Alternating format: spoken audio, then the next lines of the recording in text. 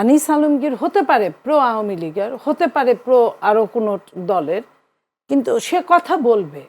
তাকে যদি ধরতে হতো প্রথম দিনই তো তাকে একটা কজ দিয়ে, যেটা আমরা সবসময় বলতাম যে অপরাধীদের শাস্তি দেওয়া হোক। সে যদি অপরাধী হতো তাহলে এই 1.5 বছরে তাকে শাস্তি দিত।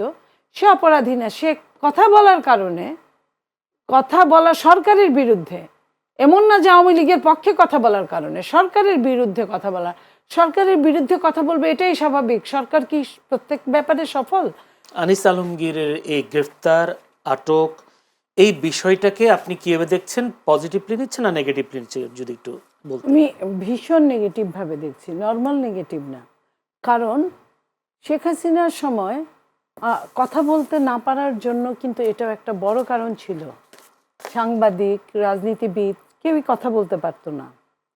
এই কথা বলতে না পারার জন্য, কথা বলতে গেলে তার জন্য আইন বানানো হয়েছিল মিনিমাম 7 বছরের জেল। নিশ্চয়ই আমাদের ভুলে যায়নি। আমাদের জেল জুলুম, কাজল সাংবাদিক থেকে শুরু করে কত সাংবাদিককে আমরা দেখেছি জেলখানায় মারা যেতে। সেই সেই তাদেরকে বিদায় করে, তাদেরকে পালিয়ে যেতে বাধ্য করে যখন যে সরকারটা আসলো, সেখানেও আমার কণ্ঠের কোনো স্বাধীনতা নাই। আনিস আলমগীর হতে পারে প্রো আওয়ামী লীগের, হতে পারে প্রো আরও কোনো দলের, কিন্তু সে কথা বলবে। তাকে যদি ধরতে হতো প্রথম দিনই তো তাকে একটা কজ দিয়ে, যেটা আমরা সবসময় বলতাম যে অপরাধীদের শাস্তি দেওয়া হোক। সে যদি অপরাধী হতো তাহলে এই 1.5 বছরে তাকে শাস্তি দিত। সে অপরাধী না, সে কথা বলার কারণে, কথা বলা সরকারের বিরুদ্ধে, এমন না যে আওয়ামী লীগের পক্ষে কথা বলার কারণে, সরকারের বিরুদ্ধে কথা বলা।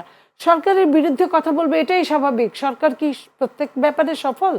তো সরকারের বিরুদ্ধে কথা বলার জন্য আনিস আলমগীরকে গ্রেফতার করা হয়েছে। আপনারাই সরকারের বিরুদ্ধে কথা বলছেন। আমরাও সরকারের বিরুদ্ধে কথা বলছি, কিন্তু আমাদের তো পিছনটা আন্দোলনকারী। আমরা, আনিস আলমগীররা তো আন্দোলনকারী ছিল না।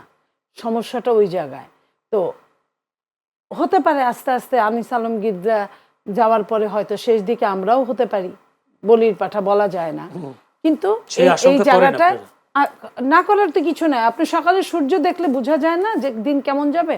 আপনার আজকে যাদেরকে অ্যারেস্ট করছে, আপনার পান্নাকে করলো, আপনার কি লতিফ সিদ্দিকীরা, যখন, আমি আবারও বলছি, লতিফ সিদ্দিকী আওয়ামী লীগের মন্ত্রী ছিল, এমপি ছিল, তাকে অ্যারেস্ট 100 বার করুক। আওয়ামী লীগ হিসেবে সে কী কী অপরাধ করেছে অপরাধের প্রেক্ষাপটে, কিন্তু যখন সে মুক্তিযোদ্ধার কোনো প্রোগ্রামে যাবে, ওই সময় ওইখানে তাকে অ্যারেস্ট করার কোনো কারণ নাই। তার তো বাড়ি ছিল, ঘর ছিল, তাকে আগের দিন অ্যারেস্ট করতে পারতো, পরের দিন করতে পারতো, 1 মাস পরে করতে পারতো, 6 মাস আগে করতে পারতো। সেটা করলো না কেন ওই দিনে? এবং যে সাংবাদিক ওইখানে তথ্য আনতে গেল কি হচ্ছে, তাকে সহ অ্যারেস্ট করলো। তার উপর রাগ থাকতে পারে, ওই রাগের কারণে তাকে অ্যারেস্ট করা হতে পারতো, কিন্তু সেটা না করে শুধু তথ্য আনার জন্য ওই দিন তাকে কেন অ্যারেস্ট করতে হবে?